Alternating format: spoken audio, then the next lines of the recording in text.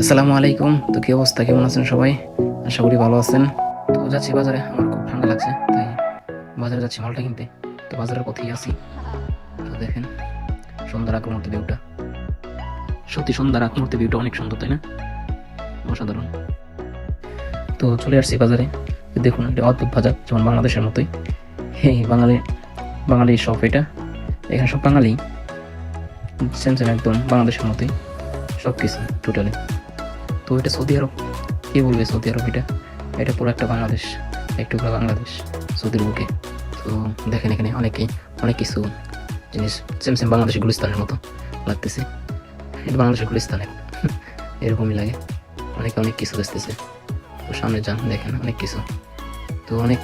তো জায়গাটার নাম হচ্ছে সৌদি আরব রিয়াদ গেদিন সানায়া আরবাইন।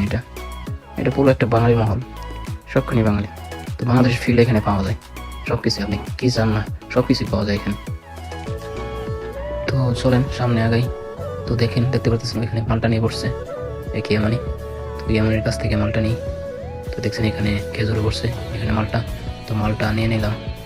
তো মালটা নিলাম 3 kilo, 3 kilo 12 Real, 2 kilo 10 Real. তো ডিসকাউন্ট পাইলে কে না নিতে চাই। তো ডিসকাউন্টে 3 কিলো নিয়ে নিলাম।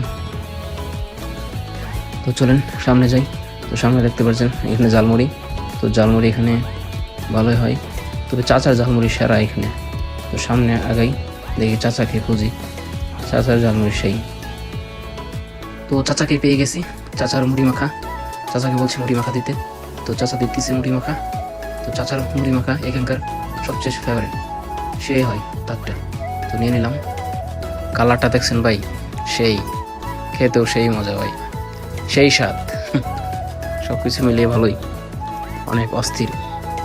তো এখন চলে যাব রুমের উদ্দেশ্যে রওনা দিয়েছি। তো এসে পড়েছি রুমে। তো ওটা বারিন্দার এখানে এটা আছে ড্রয়িং রুমের দরজা। তো সামনে গেলে ওই আখের লাস্টে সরাসরি এটাই আমাদের রুম। তো রুমের তালা খুলবো, এখন তালা খুলতেছি।